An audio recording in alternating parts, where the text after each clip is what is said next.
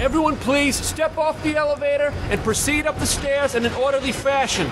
No need to worry, folks. We'll get everyone situated in your new home. Vault 111. A better future underground. So we just... Yes, up the stairs. I can't believe it. If we left a minute later... No, We'd all be... Don't get caught up thinking about that.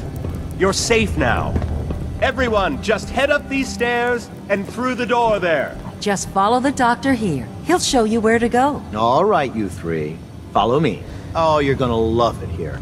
This is one of our most advanced facilities. Not that the others aren't great, mind you. Just step in here and put your vault suit on. The pod will decontaminate and depressurize you before we head deeper in the vault. Just relax. Time for a whole new life. Resident secure. Occupant vitals normal. Procedure complete. In 5, 4, 3, 2, 1.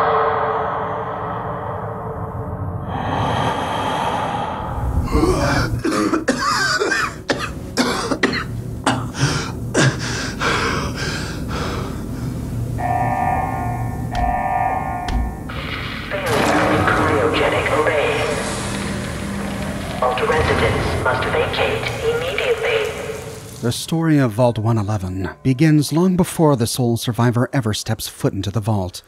But it ends when we leave the cryopod to discover our spouse dead. Oh, God! All vault residents must... I'll find who did this, and I'll get Sean back. I promise. From that moment, the sole survivor has a new mission that absolutely consumes his or her life. But that mystery is entwined with the mystery of Vault 111. The mystery of what exactly went on here. Why would Vault Tech do this? A pertinent question. Why would Vault Tech do this? Can't be the only one left. Hello? Anyone? Everything about this takes us by surprise. When we talked with the Vault Tech salesman, we can ask him what the vault is all about, and he doesn't mention this at all.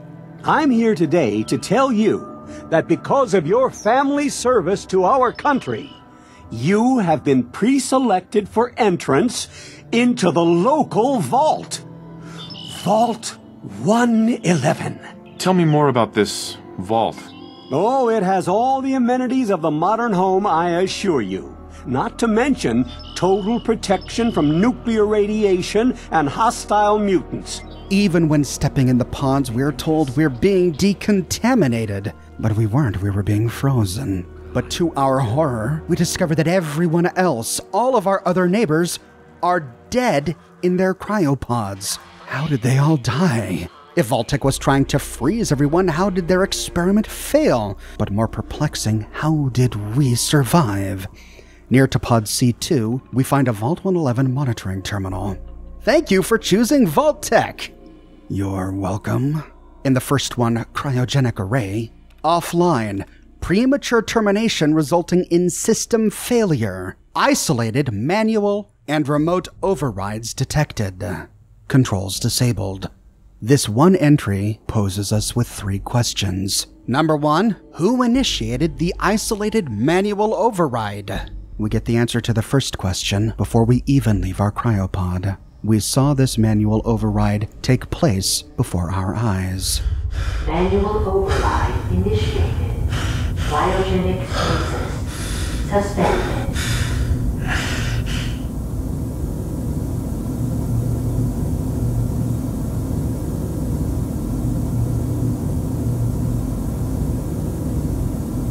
This is the one. Here. Open it.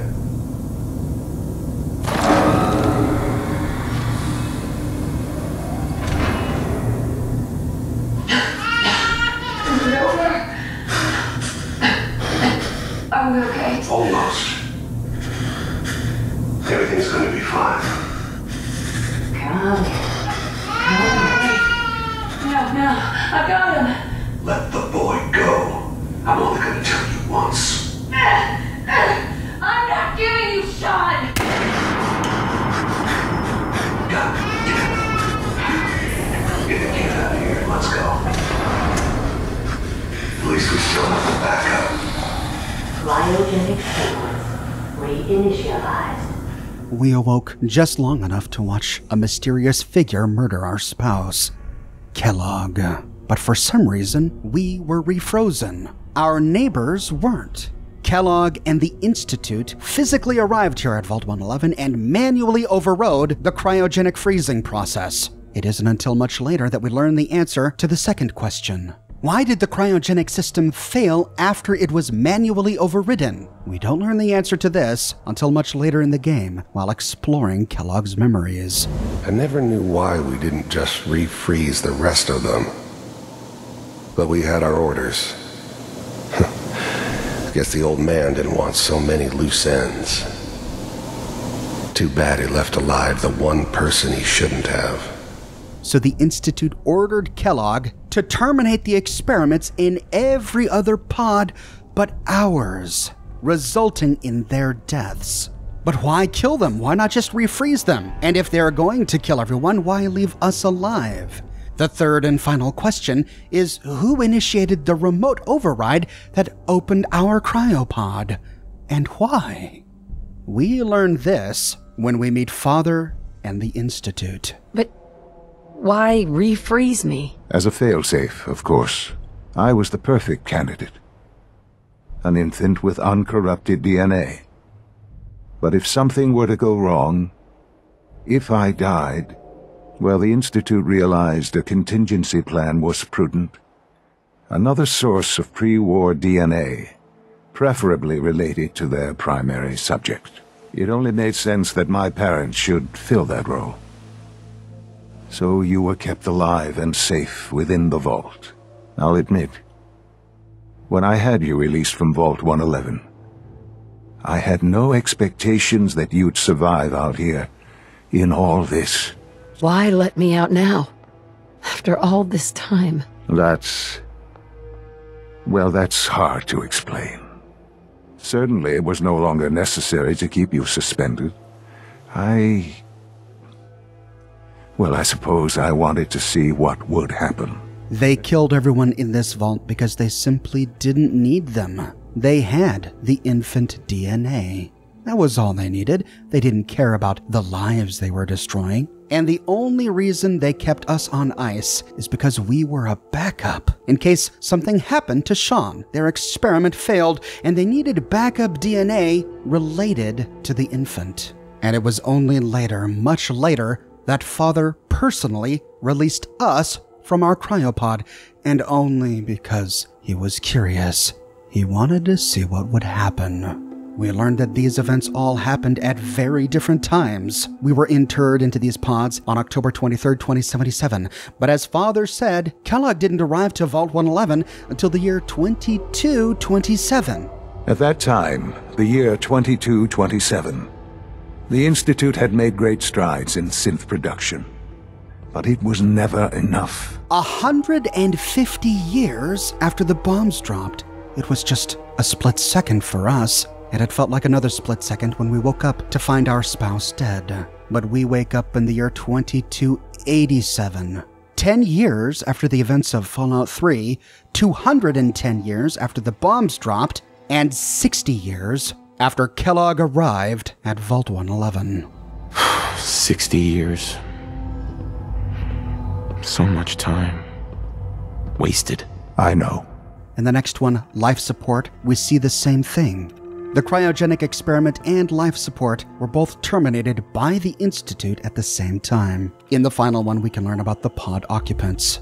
C1, empty.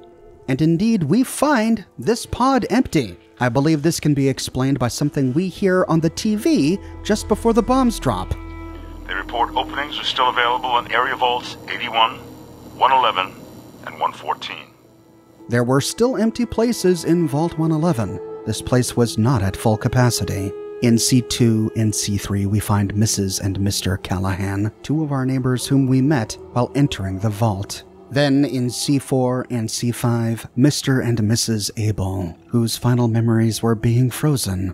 The sole survivor's spouse and infant Sean in C6, and the sole survivor in C7. Finally in C8 was Mr. Russell, who likewise is dead. If we inspect each person, we learn that the cause of death was asphyxiation due to life support failure. The Institute callously killed all of our neighbors. Backing out of the terminal, we can open a door to the west. We arrive in a hallway and can open another door to the left. Here we find more cryogenic pods, and each of them contains a frozen, dead neighbor. This room also has a Vault 111 monitoring terminal. In it, we find the exact same terminal entries, except the pod occupant status has completely new people. Though interestingly on the terminal it says B1 through 6, however marked on the ground outside the pods we see C9 through 14. Mr. DiPietro, dead. Mr. and Mrs. Whitfield, dead and dead. Mr. and Mrs. Cofran and Cindy Cofran, all dead. On a side note, their daughter Cindy is the only resident who we don't see alive in the vault before being frozen. We also see another unnamed couple whom there does not appear to be room for in the vault. We don't find any trace of them when we emerge, but we have yet to find any Vault Tech staff. Did Kellogg kill them all when he entered the vault? If so, where are their corpses? We see the door to the exit that we walked through 210 years ago directly before us, but we find that it's locked. Malfunction in emergency exit door override. Please contact your Vault Tech maintenance representative for service. The door is malfunctioning, so we have to open a door to the right into a restricted area. Down some stairs, we arrive at another hallway. There's a door to the east, and we see an opening to the right. This was the security office. We find a bit of scrap and a stim pack on a desk, and next to the stim pack is a security terminal. Vault 111 Security Instructions. Confidential, security eyes only. Vault 111 is designed to test the long-term effects of suspended animation on unaware human subjects. Well, they certainly got the unaware right. They deceived us all. Security staff are responsible for maintaining installation integrity and monitoring science staff activity. Under no circumstances are staff allowed to deviate from assigned duties. Insubordination or interference with vault operations are capital offenses. Security staff are authorized to use lethal force. Wouldn't want to be a Vault Tech scientist working here. Violate the rules and security kills you. In the next one, Operations Protocol Manual, we find 3 entries. The first, Resident Admittance. Upon activation notice from Vault Tech, all personnel are required to report to the entry area and assist with admittance of Vault residents. Security personnel will maintain order and ensure that no personnel or residents attempt to evacuate the vault. Research staff will be responsible for resident intake and escort each to the designated cryogenic pod.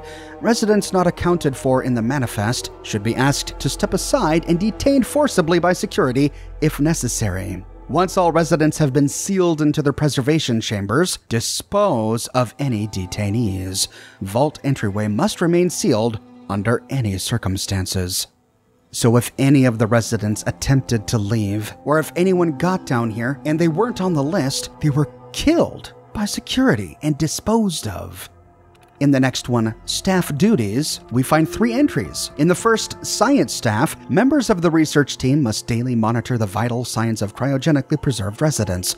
Cardiopulmonary and cognitive activity in particular must be recorded hourly. Life-saving intervention is only permitted if greater than 80% of the resident population has perished while in cryogenic suspension and must not interrupt suspension. Independent research is encouraged and left to overseer discretion. So Vault Tech was cool with 80% of their subjects just dying. Even with a staff here to save their lives, they were explicitly instructed not to unless only 20% of the residents were left alive. I guess the rest of us were just extras, just in case something happened. In the next one, security personnel. Security patrols are to be carried out on a constant 8-hour rotation. Security priorities include monitoring for signs of intrusion, checking for atmosphere leaks, settling disputes among personnel, enforcement of regulations set forth by the overseer, and enforcement of regulations set forth by Vault Tech.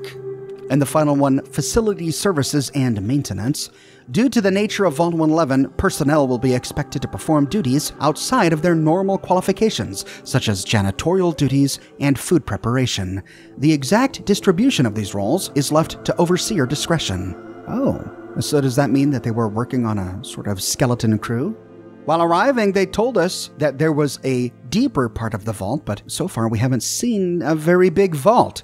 Could it be that this was tiny and didn't have room for many scientists? Backing out, we can move down to all clear and evacuation. Here we find 2 entries in the first all clear message. Following a nuclear event, Vault-Tec will monitor hazards such as radiation levels, enemy invasion, subsequent attacks, and other factors.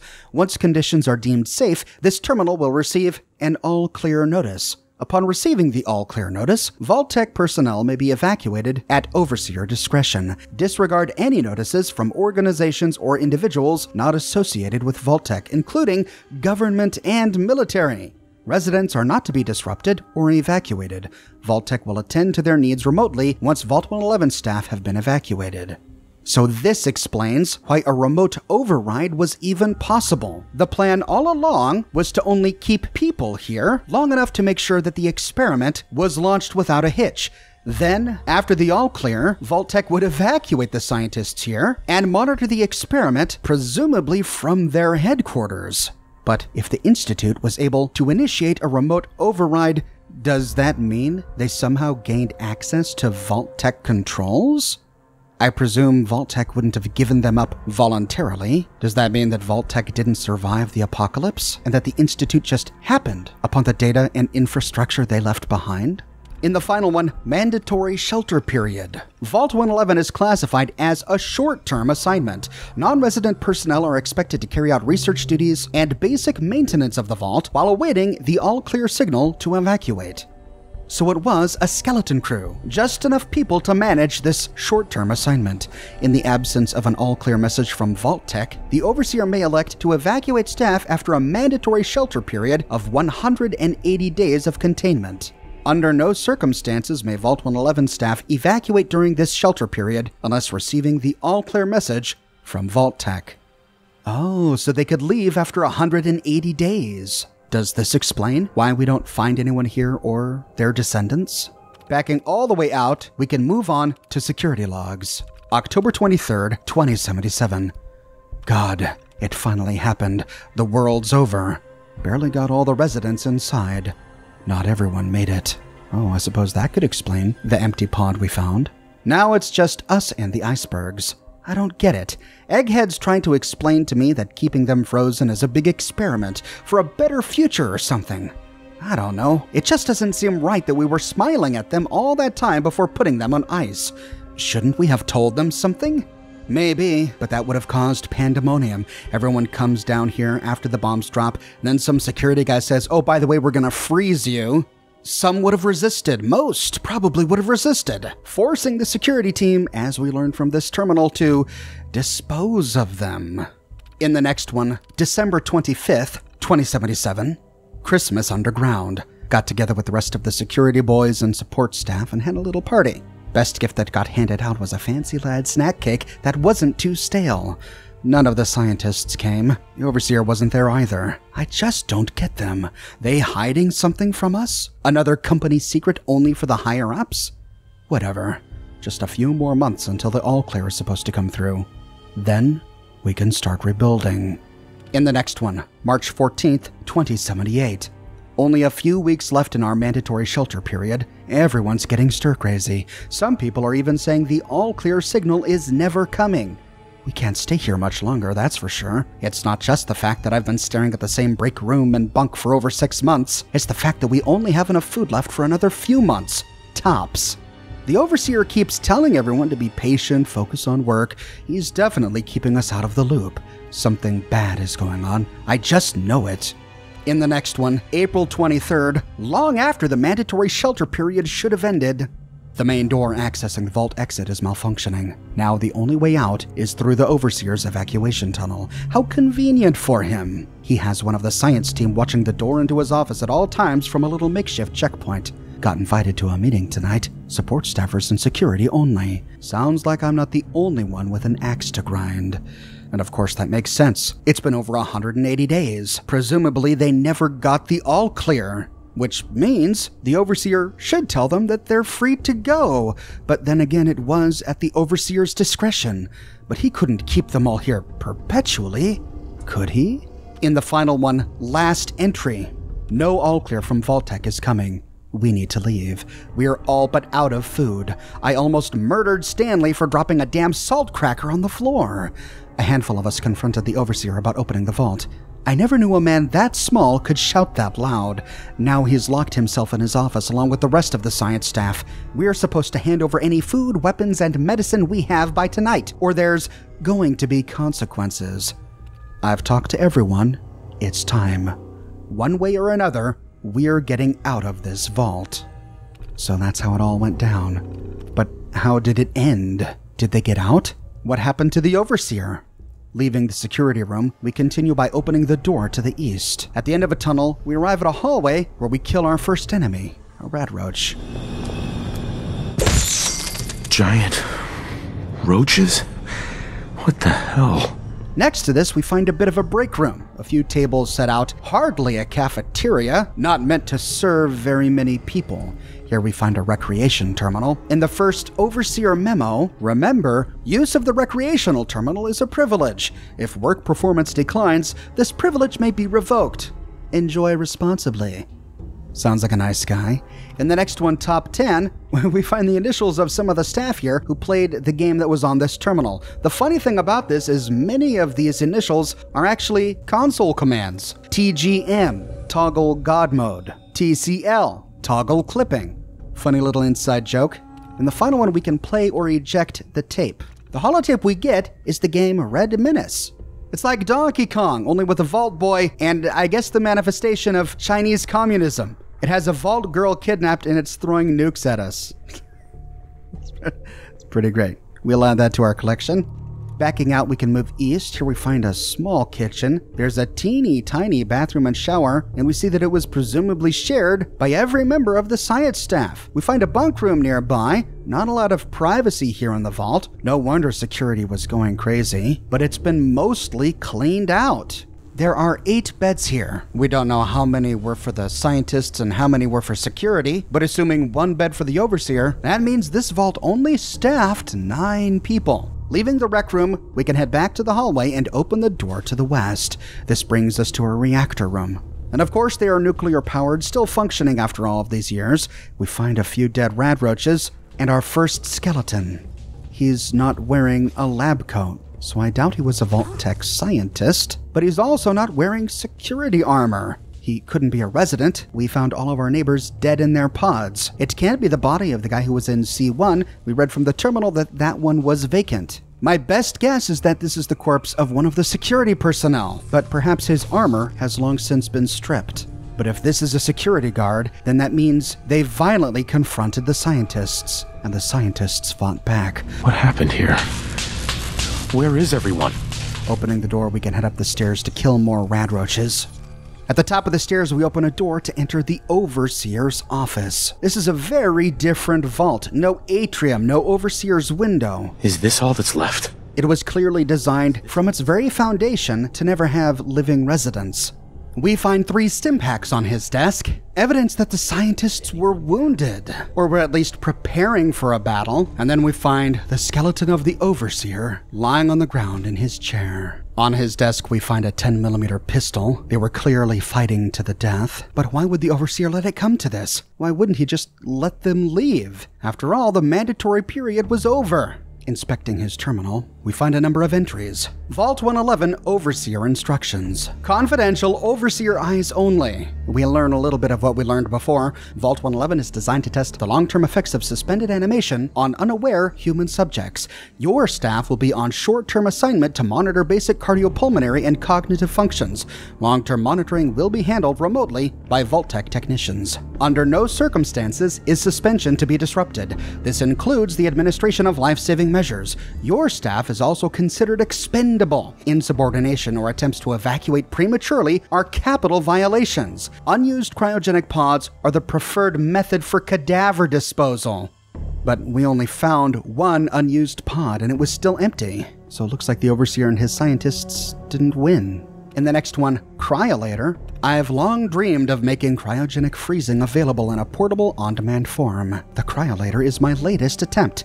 Thankfully, we are in no short supply of the chemicals and components I need to tinker with the prototype. It's a nice way to occupy the time as we wait for the all-clear signal. This is an important entry. It tells us that even the Overseer honestly expected an all-clear signal from Vault-Tec, an all-clear signal which never came.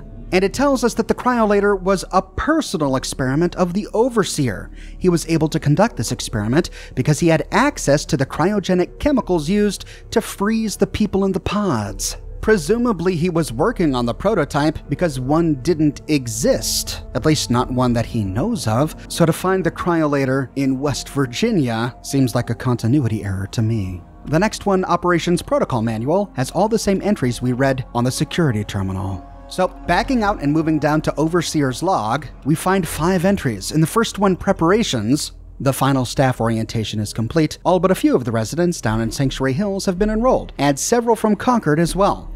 Vault-Tec supervisors came up this week to do a technical review with me. This vault is ready to open. I can only imagine what wonders our residents will get to witness. The notion of leaping forward in time, I almost wish I could join them and see the promise of our future realized. So this guy was a Vault-Tec true believer, probably a graduate of Vault-Tec University. He swallowed their propaganda pill whole. In the next one, October 23rd, it's happened. We were lucky that most of the staff was nearby when the early warning came through. We had less notice than expected, but only Nordhagen was missing when we sealed the entrance. Nordhagen? Was Nordhagen the guy who was supposed to be in cryogenic pod C1? Is that why it's empty? Or was he a Vault-Tec employee? And even though they had 8 beds in the dorm, it only housed 7 people. But this is really interesting. Could Nordhagen have gone on to found a settlement at Nordhagen Beach? Could that be why the beach is named after him? Also of note, the Overseer mentioned that he received an early warning. The residents of Sanctuary didn't receive an early warning. They found out as the bombs were dropping with the rest of the nation. For an entire vault to be staffed with overseers, security personnel, and scientists, they would need more than the, 5 minutes or so between TV reception cutting and the bombs dropping on Boston. Could this early warning explain how they all got there first? But if they got an early warning that bombs were dropping, how did Vault-Tec know that China was going to drop the bombs? According to the DEFCON status at the switchboard, the absolute earliest Vault-Tec could have been notified was at 3 minutes into midnight that morning when the United States detected 3 enemy vehicles off the California coast. Or at 3:37 in the morning when the Air Force found a squadron of airplanes flying at high altitude off the Bering Strait. If they moved at either of those 2 times, that would have given them hours, plenty of time to get to the vault. But if they waited until 9:13 in the morning when DEFCON 2 was announced, that would have given them only 34 minutes to get to the vault. More notice than the sole survivor got, but could you wake up and transport an entire vault staff to a vault in only 34 minutes? Resident admittance went smoothly. Everyone made it, even the family that waited until the last minute.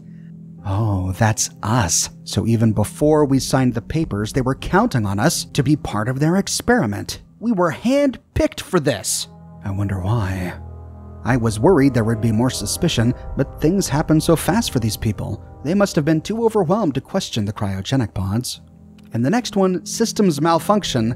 Strange issue today with Pod C3. Subject appeared to be having heart palpitations. Nothing life-threatening, but unusual. We realized almost too late that the pod was malfunctioning. Her cryogenic array almost started thawing her out. We're not sure, but I suspect a hiccup in Vault-Tec's remote override systems may have sent out an errant signal. We'll have to keep an eye out. I only hope their systems are reliable once we evacuate the staff.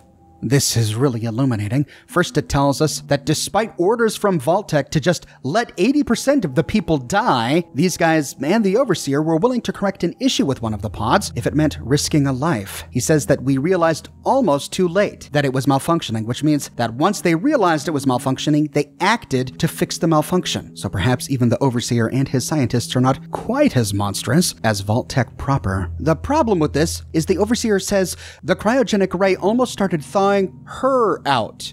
so a woman must have been in C3. But when we inspect C3, we find Mr. Callahan. It not only says Mr. Callahan in the terminal, but we see him there, still in the pod. So either this is a mistake, or the original occupant of this pod died in the malfunction, and then for some reason, Vault-Tec decided to put Mr. Callahan in here afterwards. I don't know which is accurate, however, I think this being a simple error may be more likely. And finally, this is one of the only visible indicators that we have as to what might have been going on at Vault-Tec HQ. If a remote override sent an errant signal, could that be evidence of violence at HQ? Could they have been raided and a button accidentally pushed? Could a machine have been unplugged while it was being looted? Or could there have been an insurrection? And one of the scientists tried to undo Vault-Tec's experiments before being dealt with. We don't have any answers, but it's interesting to think about. In the next one, supplies running low. There's been no all-clear signal yet, even though we are nearing the end of the 180-day mandatory shelter period. Supplies were never intended to last much more than that, and despite my best efforts, people are beginning to question what we're doing down here. If people think we can just leave when the 180 days are up, they're insane. The radioactive exposure would still be potent enough to fry everyone if the vault seals are breached that early. The whole point of the all-clear was to receive additional instructions from the main office. I don't know what to do. I can't open the vault, but I can't expect our supplies to last forever. I just have to keep everything under control until the all-clear. What a tricky spot to be in, because he's right, he had no way of knowing what it was like outside the vault. Perhaps the all-clear didn't come because things were not all clear. Sure, he could let the security staff go, but that meant opening the vault door, which could potentially contaminate the entire vault, not only ruining the experiment, but killing everyone, including the Overseer. I begin to have a bit more sympathy with this Overseer. In the final one, mutiny. A faction led by the security personnel have turned on me, demanding they be allowed to leave the vault. Idiots. I will not open the door to be irradiated to death out there. I'm consolidating the remaining supplies, putting the staff on lockdown. We're going to have to start prioritizing who deserves what little food we have left. I've been too damn generous with the rations. If people don't like it, well, that's fewer mouths to feed. And that's where the Overseer's log ends. We can open the evacuation tunnel. The personnel evacuation tunnel is now open. Remind all staff to be orderly and follow shutdown protocols before exiting and resealing Vault 111. Please maintain all staff records and research. Report to your local Vault-Tec superiors for debriefing and further instructions. The door opens. Nearby, we see an open cage leading to a bit of an armory that has mostly been looted. We find one pistol, a couple boxes of ammunition, and a locked cryolator case. Nice. Coming back later for you. It's locked with a master lock, making it impossible to get now, but if we come back and pick the lock, we can walk away with the cryolator. Nice. Excellent. The Cryolator is an interesting weapon that can be modified at a weapons workbench. When we get it, it acts like a flamer, only a flamer that shoots ice. However, the drawback is that it consumes a lot of ammunition, kind of like a plasma caster, which just eats through plasma cells. However, we can modify this into an automatic weapon that shoots frozen ice crystals. This saves a lot of ammunition, but the projectiles are pretty slow, and it's possible for enemies to dodge out of the way before they get hit. Moving out of the weapon storage, we can go into the Overseer's room. It's huge. Huge. What a room. Almost half the size of the one dorm used by the scientists and security staff. And of course, he has his own private bathroom. Talk about living large post-apocalypse. After exploring the Overseer's bedroom, we can leave out the Overseer's tunnel. Here we have to fight a number of rad roaches, but this time with a gun.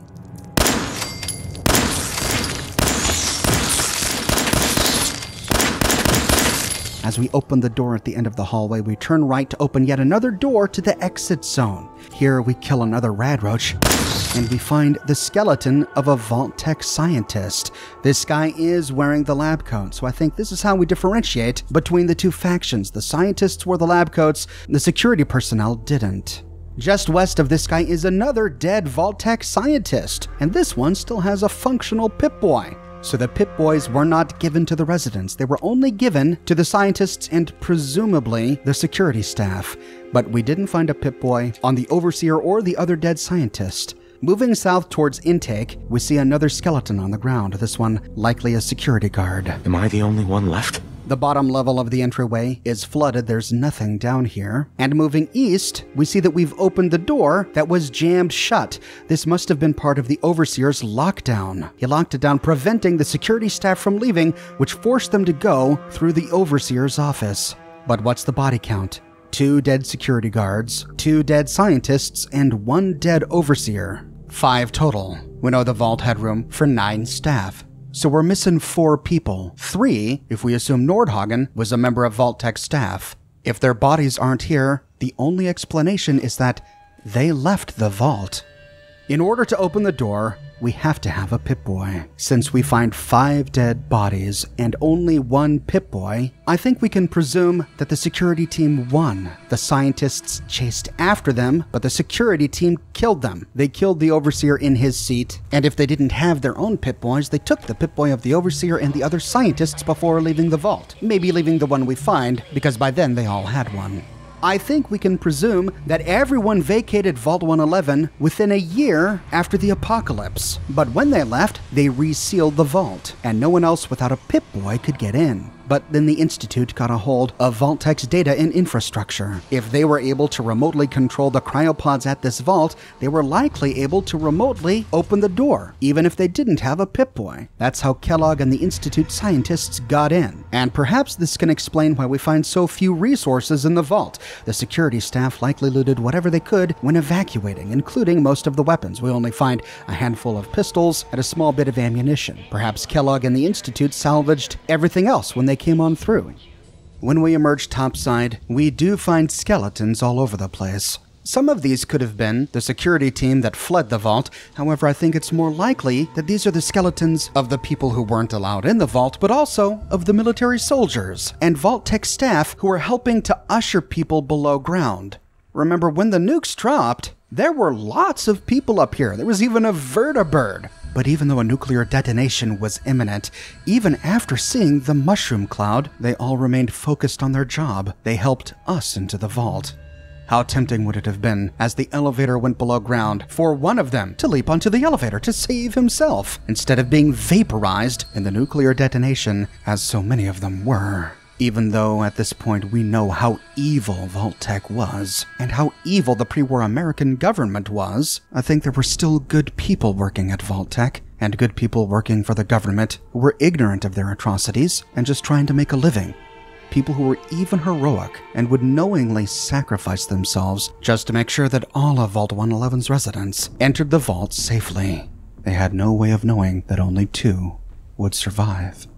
That is the short but complete history of Vault 111, and it's tied up closely with the history of the sole survivor and the history of the nearby suburb of Sanctuary. For it was the people of Sanctuary who were the primary targets of Vault-Tech. Vault-Tech whose experiment even depended on the residents saying yes. And so we'll have to cover the full story of Sanctuary and the people who lived here in an upcoming episode. I publish many Fallout videos each and every week on my channel, so if you don't want to miss that episode, be sure to subscribe and to click that bell notification button. If you have and you still find that you're not getting notified, consider following me on Twitter. I update Twitter manually with every new piece of content that I publish. I have a shirt shop with completely unique designs you can't find anywhere else. My designs come in a variety of men's, women's, and children's sizes, and in a wide array of colors. You can find them on other products as well, like smartphone cases, pillows, posters, stickers, mugs, prints, etc. So if interested, you can find a link to my shop in the description below, or you can click here. If you like what I do and you want to support me in a more personal way, consider becoming a patron on Patreon or a member here on YouTube. But more than anything, I'm just so glad you're here watching this video with me today. Thank you so much for watching, and I'll see you soon with a brand new video.